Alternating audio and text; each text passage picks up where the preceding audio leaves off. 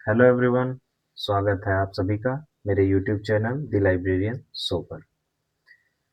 हम लोग library science के ऑब्जेक्टिव क्लासेस देख रहे हैं, जिसमें हमारी सिक्स्थ लेक्चर है। अभी तक 5 लेक्चर्स हो चुके हैं। अगर आपने नहीं देखा है तो आप प्लेलिस्ट में जाके इसको वॉच कर सकते हैं। पसंद आता है तो लाइक करिए, शेयर करिए, सब्सक्राइब करिए चैनल को, और नोट्स जरूर बनाते रहें।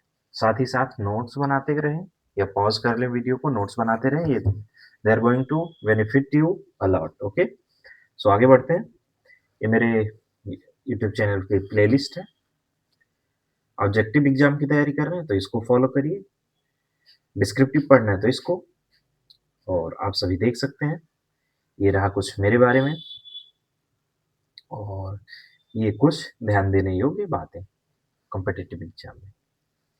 मैंने 3-4 एग्जाम्स इन्हीं के दम पे क्वालिफाई किया हुआ, इन्हीं तरीकों से, इन्हीं मेथड से मैंने 3-4 एग्जाम्स एलआईएस फील्ड में क्वालिफाई किए हुए हैं।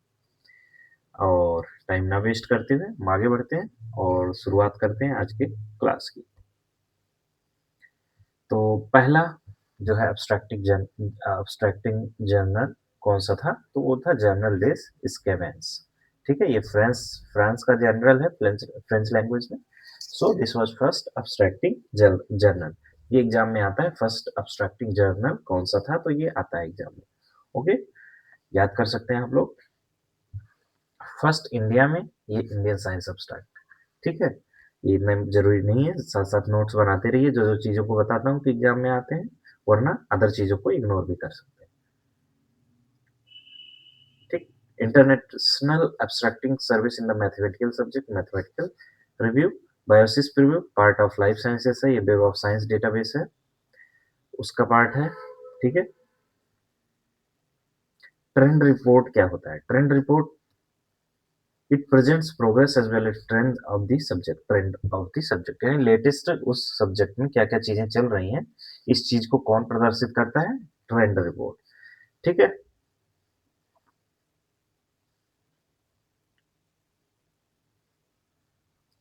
Present name of online form of MEDLARS is MEDLINE. European translation centre, international translation centre जिसको बोलते हैं, ये कहाँ पे है? नीदरलैंड, डेल्फ में, इन 1960। ठीक है,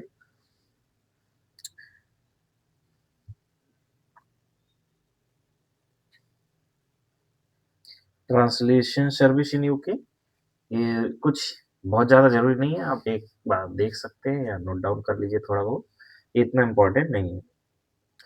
आगे बढ़ते हैं।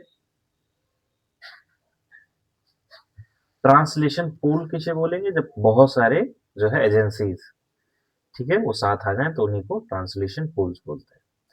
Facsimile copy, production of a document in the same size and shape, duplicate तरह से सेम साइज शेप में एक कॉपी बना लेना, उसे बोलते हैं फैसिमाइल कॉपी। अच्छा, बुक प्रिंसिपल्स, जब लाइब्रेरी के लिए हम बुक परचेस करते हैं, ठीक है, तो उसको परचेस करने के लिए आपको कुछ प्रिंसिपल्स दिए गए हैं कि क्या-क्या, कैसे-कैसे हम परचेस करें। तो कुछ-कुछ इम्पोर्टेंट जो है थ्योरिस्ट हैं, इम्पोर्टेंट लाइब्रेरी इन्फॉर्मेशन साइंटिस्ट हैं, उन्होंने कुछ-कुछ चीज़ें बोली हुई हैं, तो उन्हीं को बोलते हैं कि प्रिंसिपल ऑफ बुक सिलेक्शन। ऐसे है ड्रूरी का प्रिंसिपल। ड्रूरी ने क्या बोला कि to provide the right book to the right user at the right time. यानी जब सही समय हो, उस सही समय पे सही किताबें बिना टाइम वेस्ट किए हुए यूजर को पहुंचा देना। ठीक है, right book, right reader and right time किसने बोला? ड्रोरी ने। ये मोस्ट इंपॉर्टेंट है, ये 2 3 4 प्रिंसिपल्स हैं, इसमें से एक क्वेश्चन लगभग आता ही है कम्पिटेटिव एग्जाम में। ठीक है, तो नोट डाउन कर लीजिए। ड्रोरी, ड्रोरी प्रिंसिपल, आर कई बार आ रहा है तो याद कर लीजिए, right book to the right reader at the right time. यहाँ पे मतलब आ रहा है नाम में, तो आप उसको याद कर लीजिए। ठीक है, डोरी। डिमांड थ्योरी, डिमांड थ्योरी मैककॉल्विन ने दिया था। Book selection is based on the principle of supply and demand. यानी बुक प्रिंसिपल सप्लाई और डिमांड पे निर्भर करती है, जैसे जैसे मांगा जाएगा उसी तरह से सप्लाई होगी। तो ये किसने बोला? मैककॉल्विन ने। डिमांड थ्योरी किससे रिलेटेड है? मैककॉल्विन ने। ठीक है, right book to the right user at the right time, Drury ने। ठीक है, डिबे प्रिंसिपल क्या बोला था कि best book for the largest number at the least cost. Best book largest number के लिए और कम रुपयों में प्रोवाइड करना, ये मेलविल डिवे का प्रिंसिपल था। ठीक है, तो best book to the right use for the largest number at the least cost, ये तीन थ्योरीज हैं, इनमें से क्वेश्चन लगभग लगभग एग्जाम में आना तय है। ठीक है, अब ये पहले के पुराने मेथड्स हैं जो है सर्कुलेशन चार्जिंग के, यानी इशू रिटर्न बुक करने के मेथड्स हैं, उन्हीं को चार्जिंग बोलते हैं। ठीक है, मेथड ऑफ सर्कुलेशन या चार्जिंग। मेथड ऑफ सर्कुलेशन मतलब बुक इशू रिटर्न करने के मेथड्स, तो डे बुक मेथड है, लेजर मेथड है। ठीक है, ये सब मेथड थे पुराने, अब नहीं है। ठीक है, इतना जरूरी नहीं है। डमी सिस्टम है, डमी जो है वुड की डमी को जो है प्लेस कर दिया जाता था, ये सब अब इतना, ये सब कोई मतलब का नहीं है आज के टाइम पे। एक New York charging system, Browne issue system, ये सारी चीजें भी हैं। न्यूयॉर्क चार्जिंग सिस्टम ये public library of New Jersey state USA में इंट्रोड्यूस हुआ था। John Cotton Dana was the librarian. ठीक है, उस टाइम पे जब ये वहां पे इंट्रोड्यूस हुआ। और ब्राउनी इशू सिस्टम किसने लाया? नीना इन ब्राउनी ने। नीना इन ब्राउनी ने, ब्राउनी से नेम रिफ्लेक्ट कर रहा है। ठीक है, अच्छा, Cordtex, Cordtex is used regarding serial. आप लोग याद रखिएगा कि कार्डेक्स का जहां नाम आएगा सीरियल्स, सीरियल्स मैंने पहले ही बताया हुआ है, वो पीरियोडिकल्स जो होते हैं जिसमें पीरियोडिसिटी यानी टाइम इंटरवल इन्वॉल्व होता है, उसी को सीरियल, जो सीरियल सीरीज में आए 1 2 3 के सीरीज में, तो मैगजीन जर्नल इन्हीं सबको पीरियोडिकल्स या सीरियल्स बोलते हैं। ओके, तो Kardex is use for serials, याद रखना, उसी का कुछ मेथड है। Concept of management by objective. ठीक है, concept of MBO, management of by objective किसने दिया? पीटर ड्रकर ने। Most important. ठीक है, नोट डाउन कर लीजिए, ये आता है। कार्डेक्स भी किससे रिलेटेड है? तो सीरियल्स या पीरियोडिकल्स। ठीक है, concept of management by objective Peter Drucker. Division of labour, division of labour ये किसका है? Principal of scientific management. ये 14 प्रिंसिपल हैं हेनरी फ्योल के, वो देखेंगे हम लोग। ठीक है, उन्हीं में से ये है डिवीजन ऑफ लेबर, देखते हैं अभी बाद में।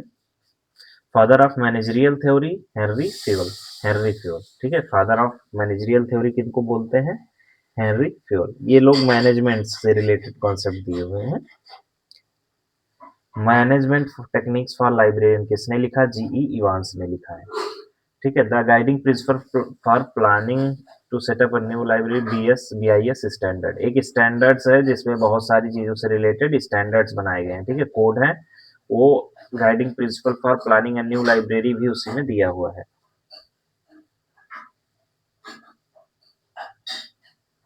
In India, standardization of conversion rate for buying foreign book is done by Good Office Committee. इनके द्वारा फॉरेन एक्सचेंज रेट बताया जाता है, तो स्टैंडर्डाइजेशन कौन करता है? Good office committee. Three card system, reordering of the periodical, S R Ranganathan. एक कार्डेक सिस्टम देखा, ऐसे ये थ्री कार्ड सिस्टम है, किसके द्वारा बनाया गया है? S R Ranganathan. किसके लिए? सीरियल्स को मैनेज या पीरियोडिकल्स को मैनेज करने के लिए। Library administration theory and practice किसकी बुक है? आर एल मित्तल की। अच्छा, ये चीज बहुत ही इंपॉर्टेंट है कि पोस्ट कॉर्म, ठीक है, ये किसने दिया था? लूथर गोलिक, लूथर गोलिक ने। इसका फुल फॉर्म क्या है? Planning, organising, staffing, directing, controlling. ठीक है, सॉरी, कोऑर्डिनेटिंग, फिर रिपोर्टिंग एंड बजटिंग। सीओ से कोऑर्डिनेटिंग हो गया, आर से रिपोर्टिंग, बजटिंग। ये प्रिंसिपल्स है किसके? मैनेजमेंट के। ठीक है, फंक्शंस है मैनेजमेंट के। क्या है? Post corm. ठीक है, पोस्ट कॉर्म, ये देखेंगे सारी चीजें। अभी के लिए इतना याद कर लो कि पोस्ट कॉर्म किसने दिया है? लूथर गोलिक ने दिया है। गोलिक।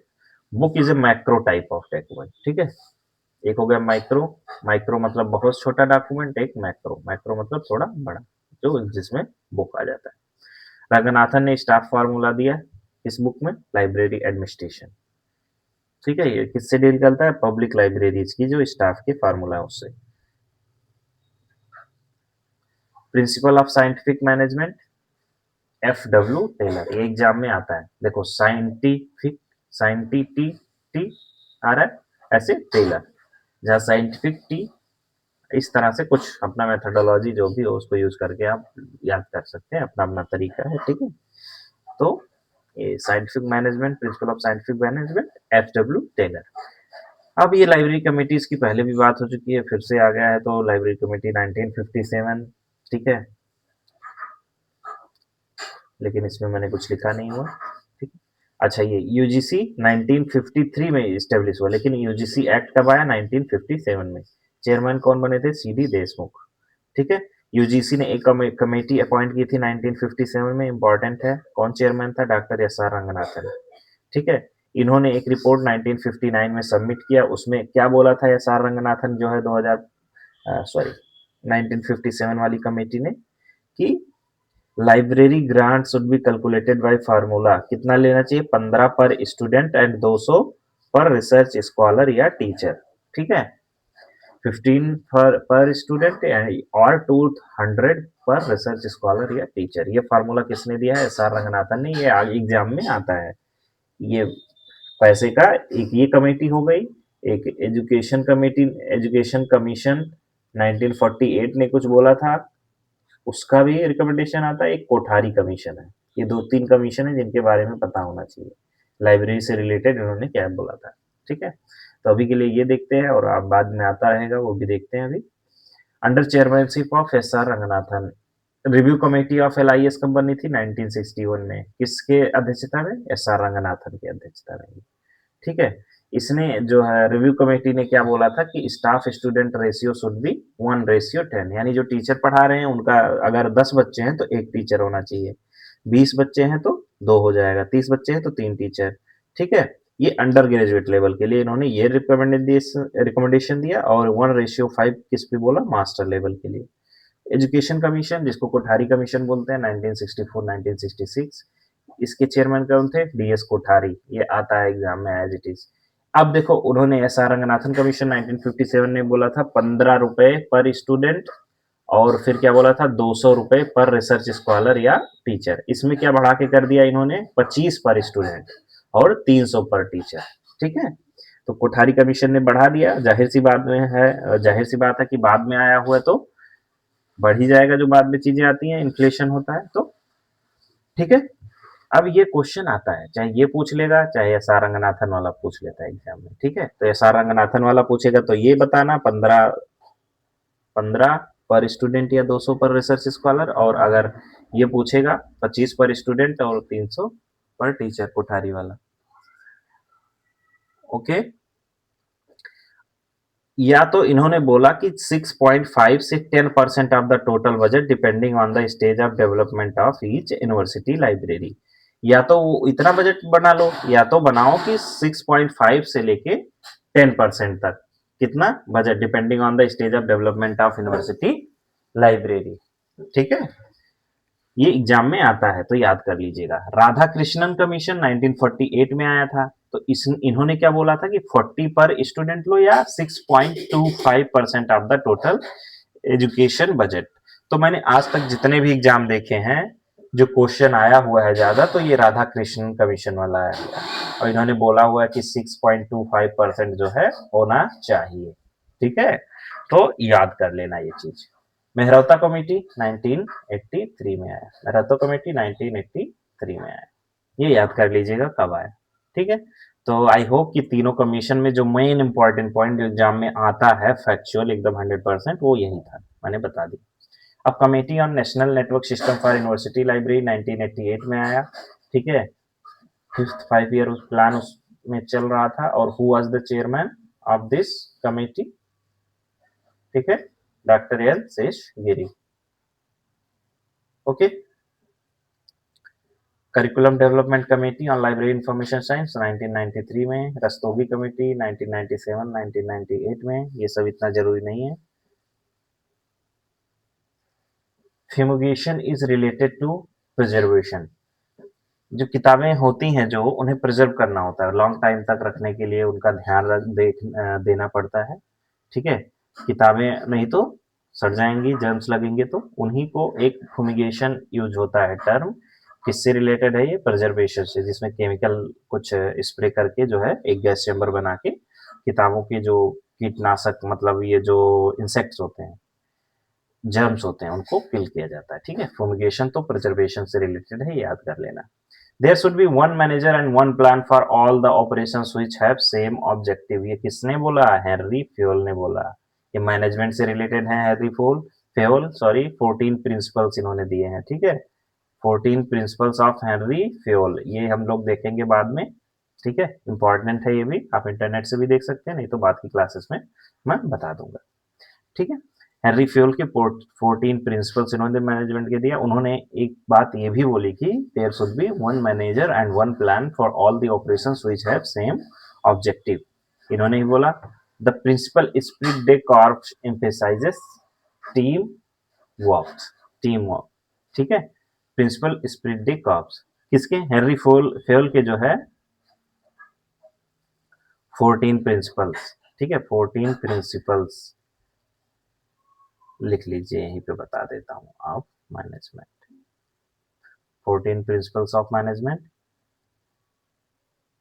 ठीक है, बता देता हूं, आप लोग यहाँ पे लिख लीजिए।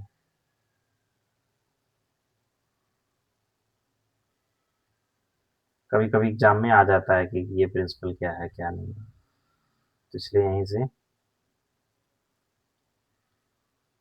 ठीक है, तो पहला है डिवीजन ऑफ वर्क।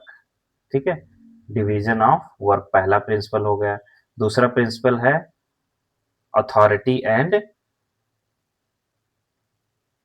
रिस्पॉन्सिबिलिटी। ठीक है, यानी कार्य का बंटवारा होना चाहिए। सब सिंपल सी बात है, जैसे लिखा हुआ ना कि सब में आपस में कोई भी मैनेज, आपको आप किसी ऑर्गेनाइजेशन के अगर हेड हैं, मान लीजिए लाइब्रेरी के हेड हैं, लाइब्रेरियन है, तो जो स्टाफ है उनमें इक्वल डिस्ट्रीब्यूशन ऑफ वर्क हो, सभी, किसी की उसमें अथॉरिटी हो, किसी की रिस्पॉन्सिबिलिटी भी हो। ठीक है, उनको यानी जो मैनेजर्स हैं उनके पास अथॉरिटी है और उनके पास जिम्मेदारी भी है, ऑर्डर भी दे सकते हैं, एक्सेट्रा। ठीक है, तीसरा है डिसिप्लिन। ठीक है, डिसिप्लिन के बिना कुछ नहीं हो सकता, तो डिसिप्लिन होना चाहिए। डिसिप्लिन टर्म्स सिंपल सी बात है, क्लियर है एज इट इज। ठीक है, फिर यूनिटी ऑफ कमांड हो गया, यूनिटी ऑफ कमांड। कई बार एग्जाम में पूछ लेता है कि which of the following is not 14 principle of Henry Fayol, तो कोई सा ऐसे होगा, आप याद रहेगा तो आप इजीली जो है बता सकते हैं कौन सा है कौन सा नहीं है। ठीक है, अब यूनिटी ऑफ कमांड हो गया, फिर यूनिटी ऑफ डायरेक्शन हो गया। ठीक है, 5 प्रिंसिपल्स हो गए। छठवां हो गया सबऑर्डिनेशन ऑफ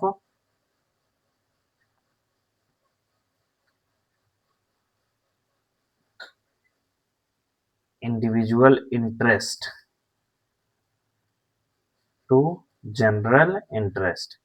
ठीक है, ये क्या चीज होती है?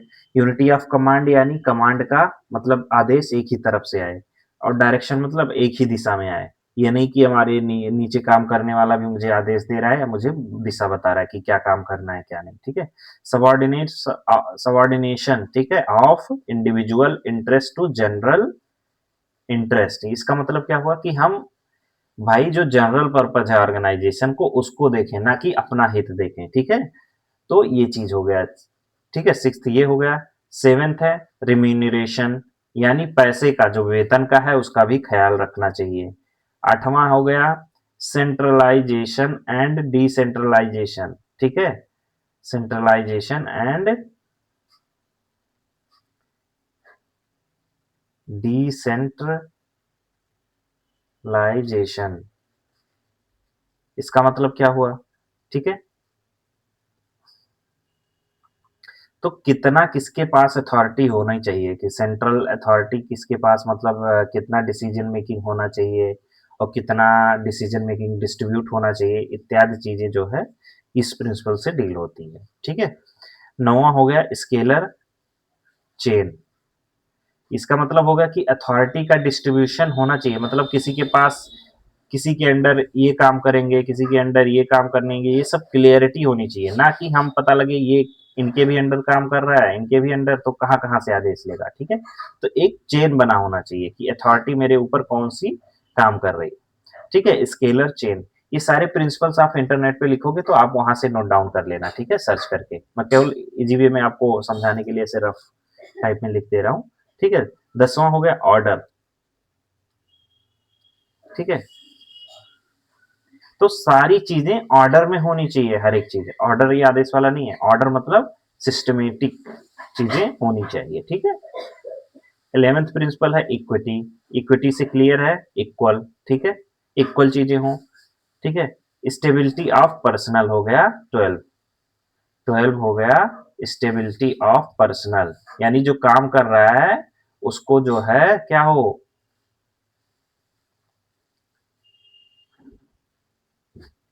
जो काम कर रहा है उसकी जॉब जो है फिक्स हो, ये नहीं टेम्परेरी हो कोई भी आके निकाल दे। तो ठीक है, स्टेबिलिटी ऑफ पर्सनल, ये हो गया 12th प्रिंसिपल। 13th हो गया इनिशिएटिव्स, ठीक है। तो किसी भी ऑर्गेनाइजेशन में न्यू इनिशिएटिव आए या इनोवेशन है तो उसको प्रमोट किया जाना चाहिए, ना कि उसको डांट के बैठा दो, ठीक है। तो उसको करेज मतलब क्या करना चाहिए, इनकरेज करना चाहिए एम्प्लॉय को, ठीक है, नए विचार आए। 14 हो गया स्पिरिट, स्पिरिट डे कॉर्प्स।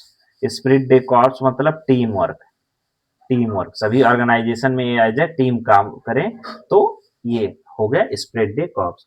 कई बार क्वेश्चन ऐसे आता है कि हेनरी फ्योल के प्रिंसिपल्स में strip sorry spirit D corps का मीनिंग क्या है, तो इसका मीनिंग होता है टीम वर्क, ठीक है, टीम वर्क, ये देख लो दिया हुआ है, ठीक है।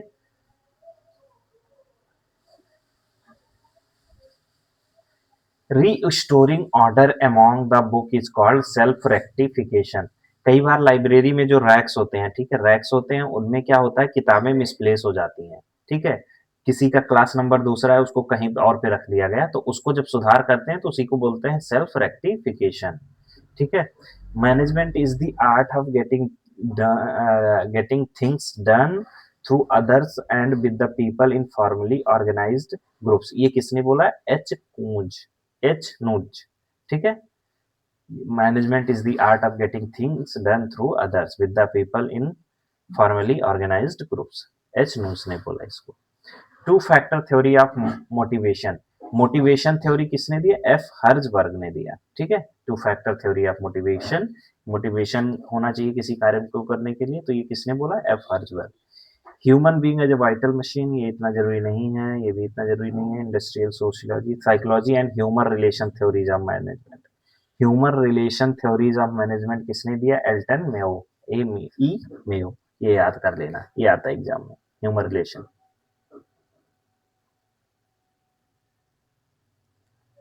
ठीक है।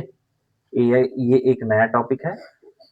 तो आज की क्लास मैं यहीं पे एंड करता हूँ, मिलते हैं नेक्स्ट क्लास में, इस यहाँ से शुरुआत करेंगे, ये कुछ कॉन्सेप्ट है, ठीक है। आई होप आप लोगों को क्लासेस जो है समझ आ रही होंगी, ठीक है।